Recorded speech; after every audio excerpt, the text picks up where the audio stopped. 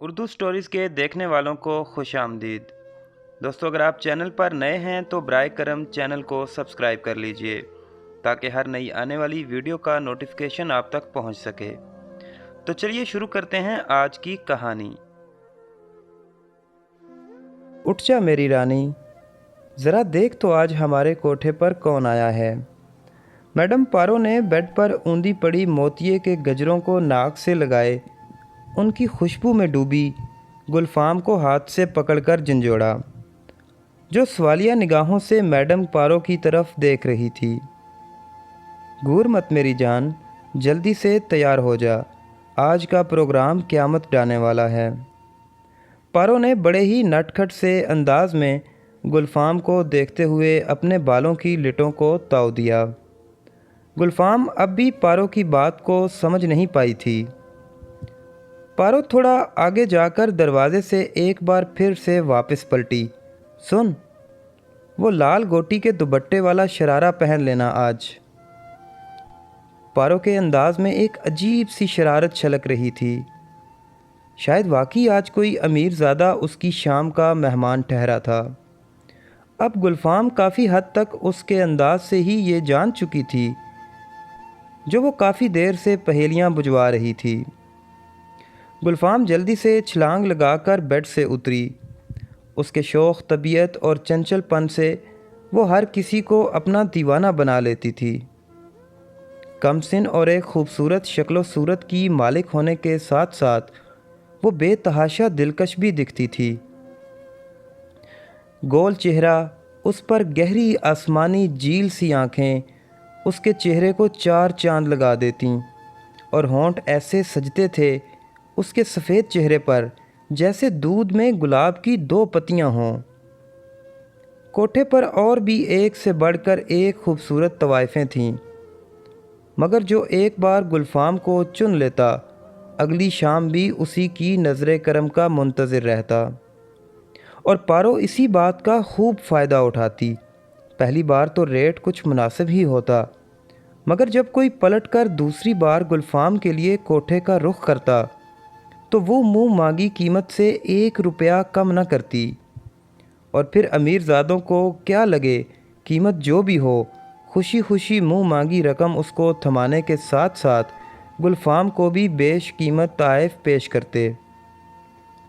آج کی شام کے مہمانوں میں مہمان خصوصی جان عالم تھا۔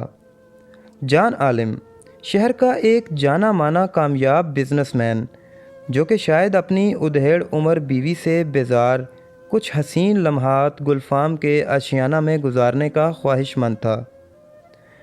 میڈم پارو نے بھی اس کی امیری کو دیکھتے ہوئے 5 لاکھ وصولنے کے بعد گلفام کو اس کے آگے پیش کیا۔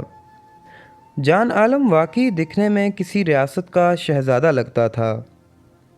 اس کی اخلاق کے ہر پہلو میں اس کی اعلیٰ ظرفی چھلکتی تھی۔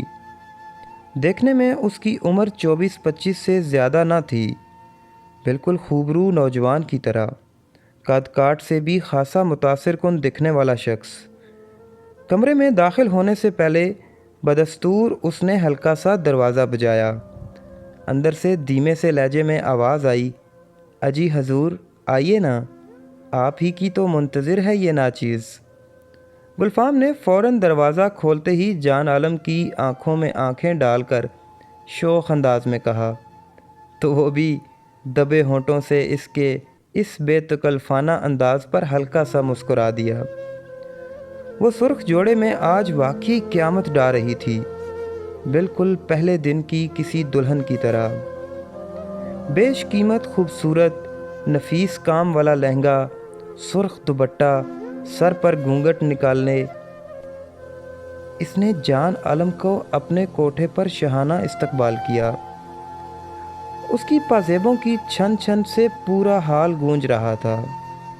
کھلی ریشمی زلفیں اس کے چہرے پر بکھری ہوئی تھیں۔ جان عالم کے کمرے میں داخل ہوتے ہی اس نے دروازے کو کنڈی لگائی اور خوبصورت رنگ برنگی بتیوں سے جگمگاتے کمرے کے ایک کونے میں پڑی شمع روشن کرنے لگی۔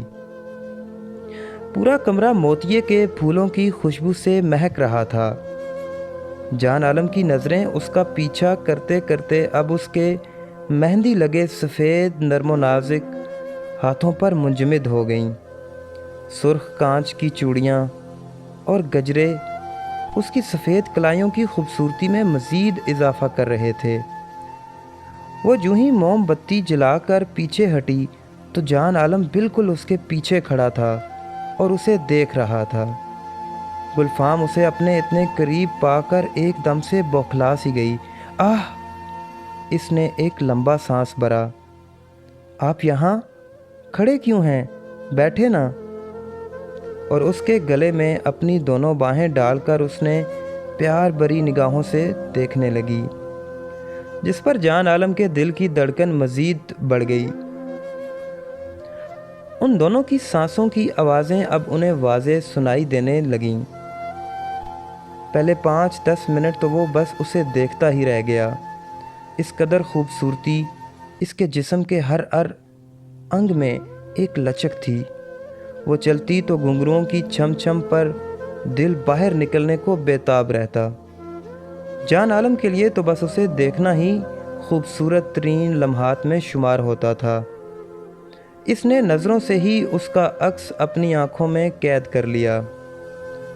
وہ اس کی آنکھوں میں آنکھیں ڈالے ہی اسے کمر سے پکڑتے ہوئے بیڈ تک لے گیا اور اس کا ہاتھ تھامتے ہوئے اس نے اپنی واسکٹ کی جیب سے ایک خوبصورت فیروزی نگینے کی انگوٹھی نکالی اور اس کے بائیں ہاتھ کی درمیانی انگلی میں پہنا دی اور اس کے سر پر سجے جالی کے دوپٹے کو اتار کر اس کی زلفوں میں موتیوں کی لڑیاں سجانے لگا، اور گلفام بس اس کی ہر ادا پر خاموشی سے ہونٹ میچے مسکراتی رہی۔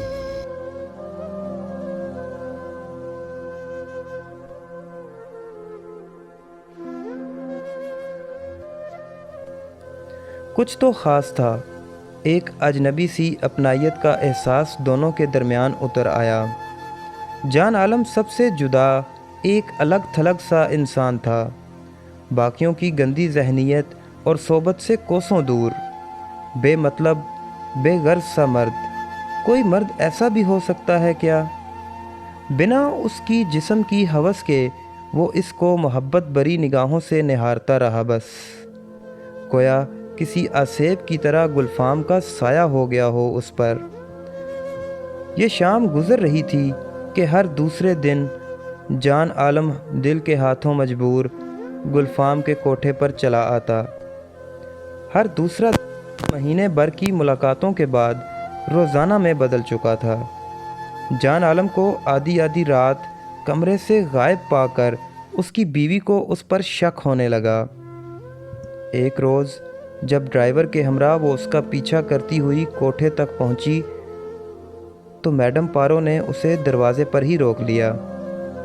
دونوں کے درمیان تلخ کلامی کے بعد جب اسے ملازمہ کے ساتھ گلفام کے کمرے تک لے جایا گیا تو وہاں جان عالم کو گلفام کی گود میں سر رکھے اس کی زلفوں کو سہلاتا دیکھ اس پر ایک عجیب سی کیفیت طاری ہو گئی۔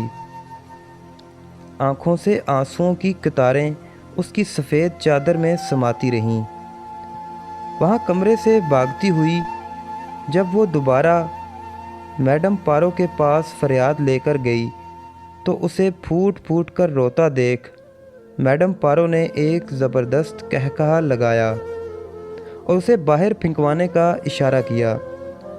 وہ بیچاری دونوں ہاتھ جوڑے بس ایک ہی التجا کر رہی تھی، جتنے مرضی پیسے گہنے جو مرضی چاہے لے لو، مگر میرے شوہر کو مجھ سے مت چھینو۔ میڈم پارو کے ایک اشارے پر اسے کوٹھے کی دہلیز پر سے گھسیٹتے ہوئے باہر نکال دیا گیا، جہاں چاروں طرف مکمل خاموشی تھی، جس میں کتوں کے بھونکنے کی آوازیں نمایاں اس کی سماعت سے ٹکرا رہی تھیں۔ اس نے چادر سے آنسو پونچھے اور چپلیں گھسیٹتی ہوئی پرخار رستوں سے ہوتی ہوئی اپنے گھر کی طرف واپس پلٹ گئی۔